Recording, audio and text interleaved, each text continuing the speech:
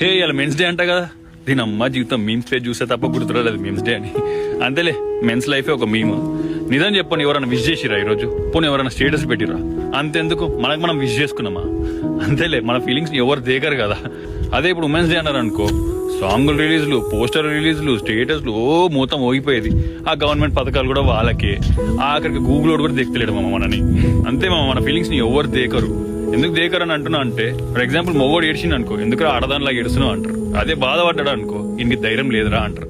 అదే నవ్వుతూ బతుకుతున్నా అనుకో, ఏంటి అన్ని వదిలేసి బతుకుతుంటారా నాయన, వేస్ట్ కాడరా నాయన అంటారు. జాబ్ లేకుండా ఇంటున్నారా అనుకో, సోమరిపోతాడా బాడుకో ఇంటికి నెల్లురా అంటారు.